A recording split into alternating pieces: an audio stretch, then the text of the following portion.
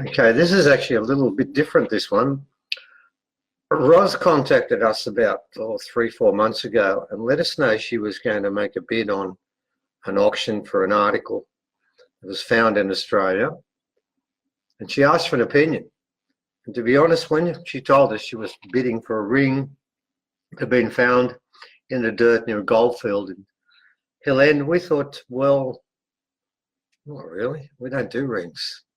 In fact, we don't do any metal stuff. We've got one metal artefact from carrying walls, which is quite unusual in itself, but that's it. We've got a metallurgy report that says 24% of the metal inside this object is unknown and they can't recognise it. That's as far as everything's gone, and we stopped on that. Anyway, she bought the ring and she was really driven.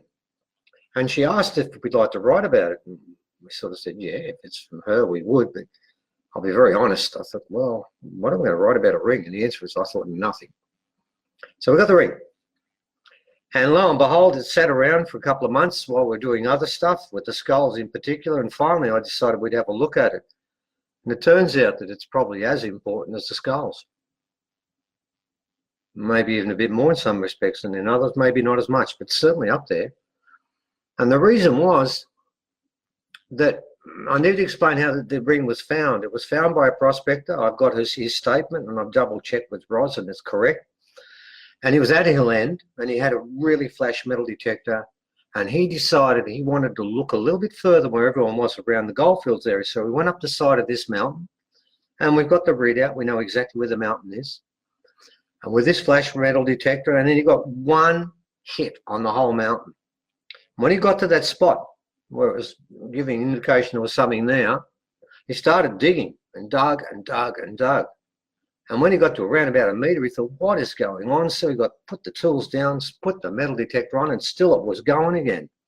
So he went down much further, way past the metre, around about 1.5 metres, so I'm told.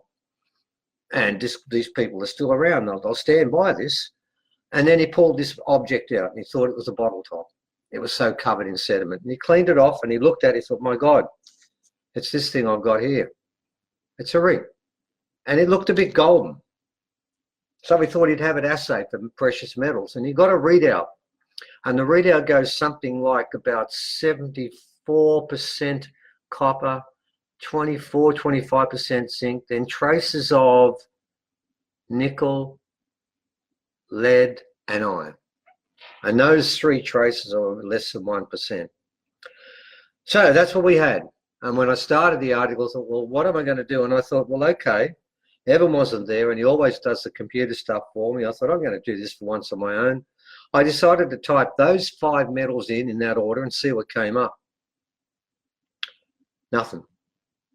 There was some with 4, many with 4, then they throw in cadmium or something else, but never that combination of 5. That threw me a bit, and I looked again and again, but there was one entry under 5 where all 5 were listed, and that was Wikipedia, and I couldn't believe it for reasons I won't go into now, but that was the last place I expected to find it. I thought, well, listen, if I'm going to go further, we'll do Wikipedia. And lo and behold, this is what it tells me. It tells me that there's no current record of them, and I found out why. Pliny the Elder, who's quite a well-known historian from way back 2,500 years ago, spoke of this particular metal, which is called something like aurichalum, or something like that. We've got the spelling up. I can't even say it properly. And he mentioned that it wasn't there. The gold, the mines that actually mined this were exhausted, and that was the word he used. And then there was another account in Wikipedia, and I'm going to use these because it was Plato. And in Plato, in the book called Critias, it goes into a lot of detail about this place, and it also talks about this particular metal. And it said it was valued only second to gold. And it coated the inner sanctum of the temple of Poseidon and Cleito, who was his mortal wife. And Atlas was their first son, who was the leader of Atlantis after him, so obviously a very important lady. And in this temple, the inner sanctum, the inner walls, the floor, and the ceiling were coated in this same metal. And more to the point, there was a pillar in the center that was made solely of that metal, that the laws of Poseidon and his prince, which is at Atlas, were put on this particular pillar in the middle there. So we knew this metal was unusual. But then Critias also said, Plato rather, said that in that account that they didn't know of the metal either. They knew of it, but they didn't know of it anymore. They didn't have it, but they knew about it. So it was all mythological until 2015, when a shipwreck was found near Sicily. And in it were coins, Roman coins. And the Romans for a while got contact with this mine, or I don't know how they got some of it. They traded it maybe, and they put it in some of their coins and they analysed it. And ladies and gentlemen, the percentage of copper is around 75%. On our particular ring was 74. Zinc was a bit lower, a bit over 20, whereas it's 25. And then the other three trace elements were in exactly the same order as the ring there. So we started to figure, well, what is this? This is made from a mythical place that doesn't exist, but we know the Romans had the metal, so it does. And they've analysed it. And it comes up to be exactly the same as this metal here, the same analysis. And then it comes to the ring itself. It's got two symbols on it. And we know that that metal carried the symbols of the first law, and we wonder if those two symbols were taken from there and put onto this ring.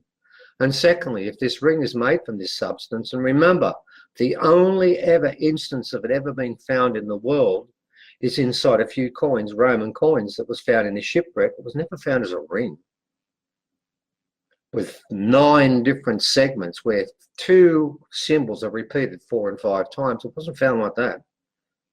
And then you've got to ask yourself, well, if Atlantis is mythological and this metal comes from Atlantis and no one believes it exists, then what's this thing doing here? Because no one's got a mine anywhere on the planet today where we can mine this stuff. So where did it come from? According to Plato, that metal comes from Atlantis. And then there's a poem by Homer where Aphrodite is revered. And actually what takes place there, and I'm going to ignore the phone call that's going off. I ask you guys to do the same. I do apologise for that.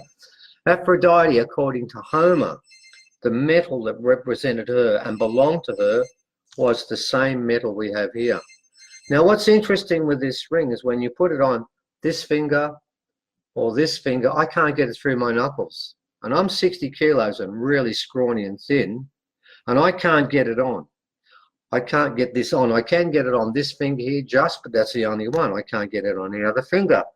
So my thinking is that if it was dedicated to Aphrodite and it's a ring, was this actually a ring that was worn by Poseidon's wife, Cleito, or maybe a high priestess?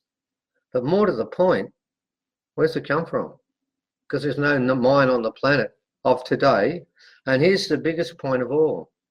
Irrespective of where it came from, what is it doing 1.5 meters beneath the surface on the side of a really eroded mountainside? It would take 40 to 50,000 years for that amount of deposit to lay on top of this particular ring. And Cook came 220, 230 years ago, so that means we can rule out Europeans recently dropping it. You can't drop it that far. And of course, somebody's going to tell us, oh, somebody was gold mining up there and they were wearing a ring like this. And I'm thinking, yeah, how many gold miners in the 1850 were wearing rings that were blokes? And secondly, if they did, they'd have awful thin fingers. They'd have to be thinner than me. That doesn't make sense. And secondly, they're supposed to have dropped there randomly. Well, I don't believe that anyone would be wearing a ring, a male would be wearing a ring anywhere near gold mining fields in Hill End. And more to the point, if they were wearing one, it might be in a mansion. It could be in a theatre somewhere. But it won't be out in the fields in the scrub in the middle of nowhere and up the side of a mountain that this guy just walked up as for fun because no one went up there. That's not where you'd find it. And then in closing, let me share one more thing, and there's a lot more in the article that follows this up. It was found on 33 degrees, in fact 33.02 degrees south of the equator. 33 degrees is an interesting number. What is interesting is the only other artifact, metal artifact we found, which is the one I mentioned before, which we think is Egyptian, is 73% aluminium, 3% copper and 24% unidentified. It's found at Carillon, which is also at 33 degrees south of the equator. Coincidence? I don't think it is. I think there's something interesting afoot here, and it turns out that ring, which I put off for quite some time to write about, is unique. There isn't one like it on this planet. And that's just from a materialistic viewpoint. What if the ring contains some powers? I don't want to sound too much like Tolkien and Lord of the Rings, but what if the priestess that held this ring had magic or knew of magic? There's a lot of the older people from older indigenous groups and other groups spoke of all the time. I mean, magic was rife in what's called the darker Middle Ages. In nearly all of the royal families, it was around. What if these guys were masters of this? Does the ring still contain that? Who knows? One thing we do know is it was found 1.5 meters beneath the surface in Australia, and it wasn't made in Australia. So how did it get here?